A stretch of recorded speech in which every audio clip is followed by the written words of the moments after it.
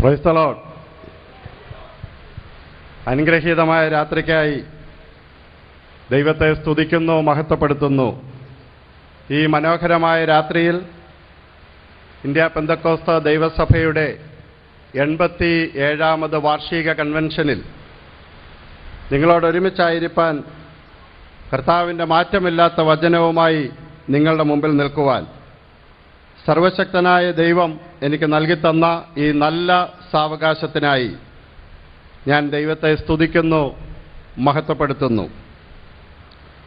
എങ്ങനെയാണ് സർവശക്തനായ ദൈവം ഒരു ശുശ്രൂഷക്കാരനെ വാർത്തെടുക്കുന്നത്? ഇന്ന് രാത്രികാലത്തെ അല്പസമയത്തെ ചിന്തയ്ക്കായി നമുക്കൊരു വേദഭാഗം വായിക്കാം. പത്രോസിന്റെ 1-ാം ലേഖനം, 1 പത്രോസ് 5-ാം അധ്യായം, അതിന്റെ 6ഉം 7ഉം വാക്യങ്ങൾ വായിക്കാം. അതുകൊണ്ട് അവൻ തക്ക സമയത്ത് നിങ്ങളെ ഉയർത്തുവാൻ ദൈവത്തിന്റെ ബലമുള്ള കൈക്കീഴ് താണിരിപ്പീൻ. ആമേൻ.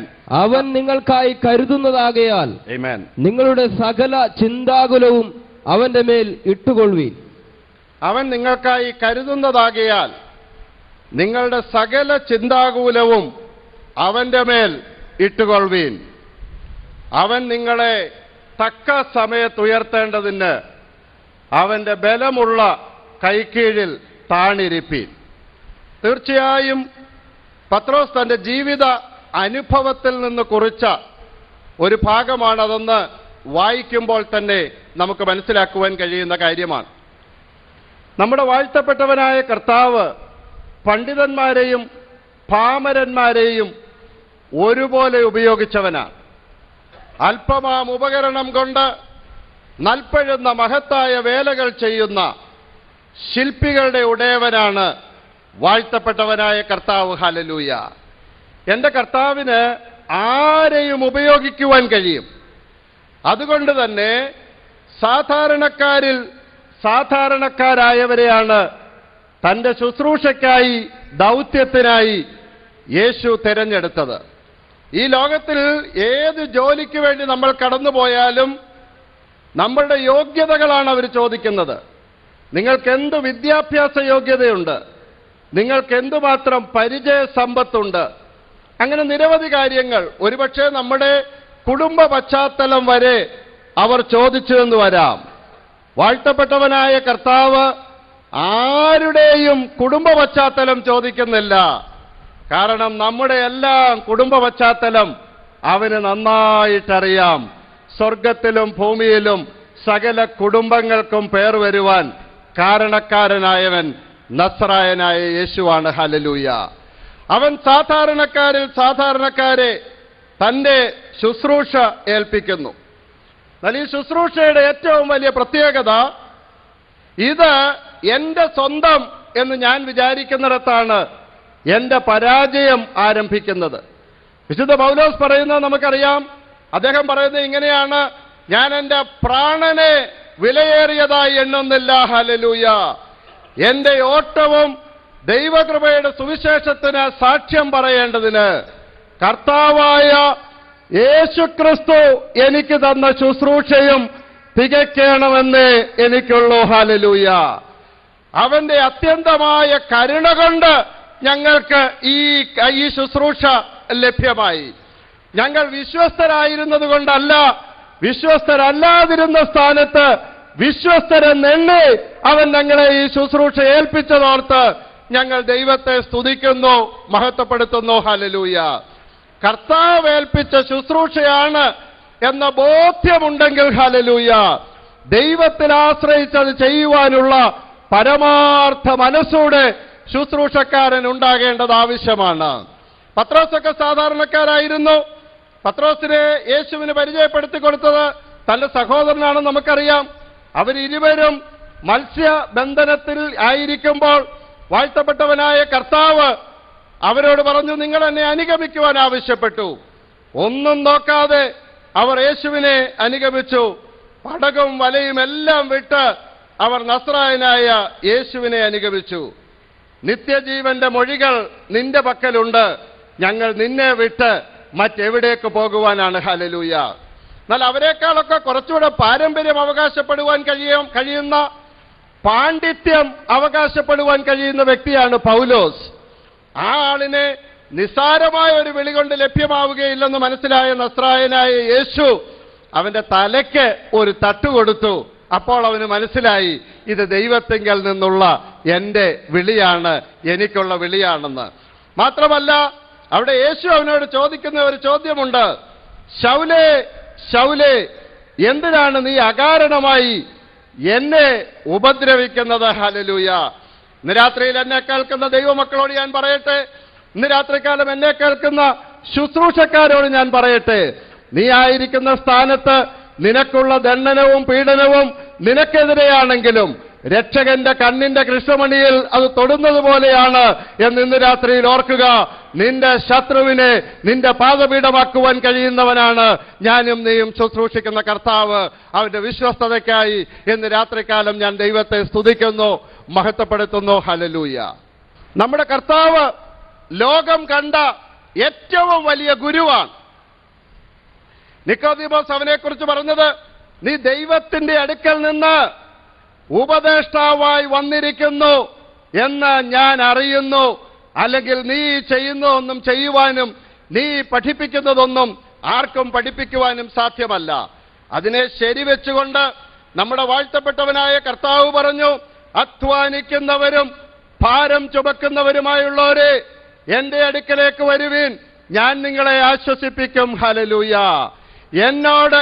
എന്നിൽ നിന്ന് എന്റെ നുകമേറ്റ് എന്നിൽ നിന്ന് പഠിപ്പീൻ, ഞാൻ സൗമ്യതയും താഴ്മയും ഉള്ളവനാകുന്നു. ഹല്ലേലൂയ.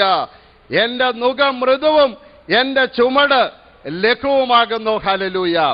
അങ്ങനെ കർത്താവിങ്കൽ നിന്ന് നേരിട്ട് പഠിക്കുവാനും ശുശ്രൂഷ ഏൽക്കുവാനും അവസരം ലഭ്യമായ ഒരു ഭാഗ്യശാലിയായിരുന്നു പത്രോസ്. ഈ പത്രോസ് നമുക്കറിയാം, അദ്ദേഹത്തിന്റെ തൊഴിൽ ഞാൻ സൂചിപ്പിച്ചു, നമുക്കറിവുള്ള കാര്യമാണ്.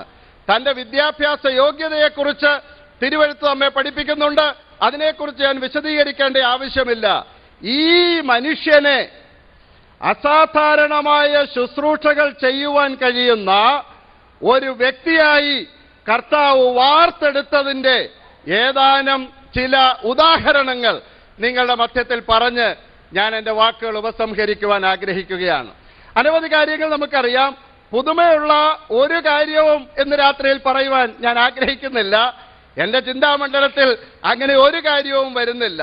എന്നാൽ പത്രോസിന് യേശുവിനെ ആഴമായി വിശ്വസിക്കുവാനും ആശ്രയിക്കുവാനും കഴിയുന്ന ഒരു രംഗം നമുക്ക് മത്തായിയുടെ സുവിശേഷം 17-ാം അധ്യായം 27-ാം വാക്യത്തിൽ മുതലുള്ള വാക്യങ്ങളിൽ കാണുവാൻ കഴിയുന്നുണ്ട്.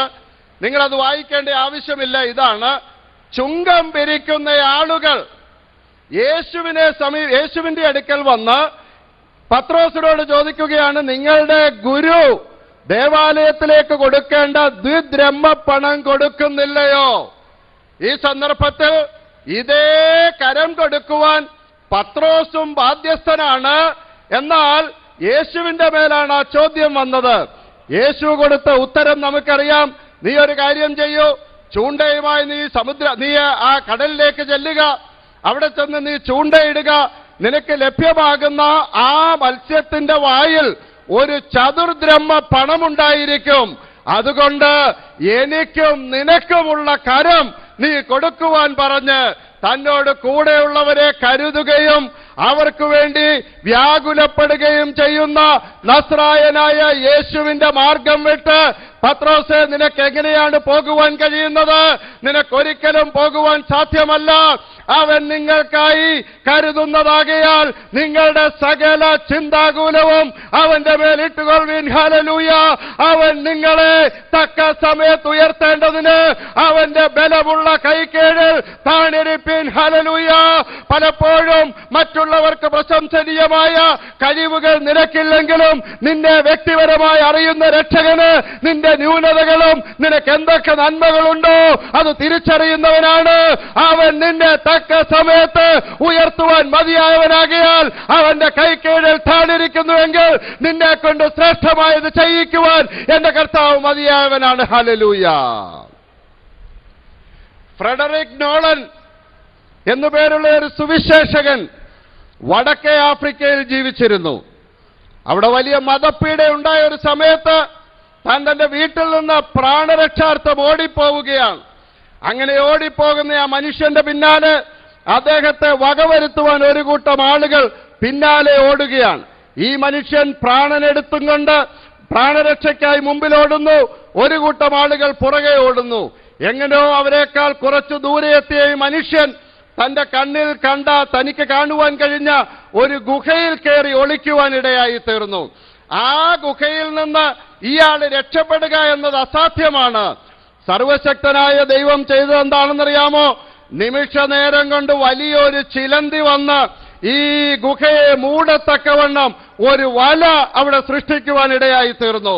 പിന്നാലെ ഓടി വന്ന ആളുകൾ ഈ പച്ച വല കണ്ടിട്ട് ഒരിക്കലും ഇത് പൊട്ടിക്കാതെ ഇതിന്റെ അകത്ത് നോളന് പ്രവേശിക്കുവാൻ സാധ്യമല്ലെന്ന് പറഞ്ഞ് അത് വിട്ട് ഓടിപ്പോയി. അവിടെയുള്ള ഒരു കാട്ടുകിഴങ്ങ് കഴിച്ച് ഏതാനും ദിവസം ആ മനുഷ്യൻ അവിടെ ജീവിച്ചു.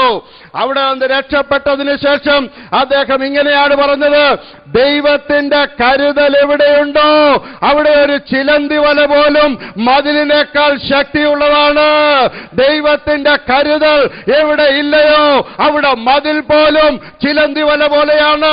ദൈവത്തിന്റെ ദാസനെ, നീ ശുശ്രൂഷിക്കുന്ന സ്ഥാനത്ത് നിനക്കെതിരെ കടന്നു വരുന്ന ശക്തിയുടെ മുമ്പിൽ നിന്നെ നിർത്തുവാൻ ഒരു എട്ടുകാലിയെ ഉപയോഗിക്കുവാൻ എന്റെ രക്ഷകന് കഴിയുമെങ്കിൽ ഹല്ലേലൂയ, യഹോവയാൽ ഞാൻ പടക്കൂട്ടത്തിന്റെ നേരെ പാഞ്ഞു ചെല്ലും, എന്റെ ദൈവത്താൽ ഞാൻ മതിൽ ചാടിക്കടക്കുമെന്ന് എന്ന് രാത്രിയിൽ നിനക്ക് പറയുവാൻ കഴിയുമെങ്കിൽ നിന്നെ അത്ഭുത വിഷയമാക്കി തീർക്കുവാൻ എന്റെ കർത്താവ് മതിയായവനാണ്.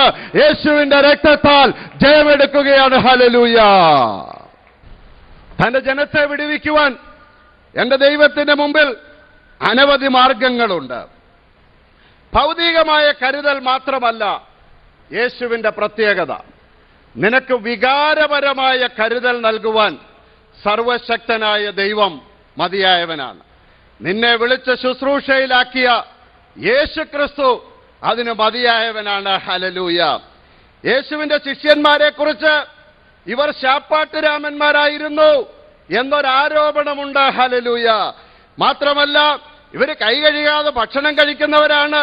വഴിയെ നടന്നു പോകുമ്പോൾ വല്ലവന്റെയും ഒക്കെ കതിര് കണ്ടാൽ അത് പറിച്ച് അതും തിന്നു പോകുന്ന പുള്ളികളാണ്. ഒരിക്കലും ഒരു വലിയ ഗുരുവിന്റെ ശിഷ്യന്മാരായിരിക്കാൻ കഴിയുകയില്ല.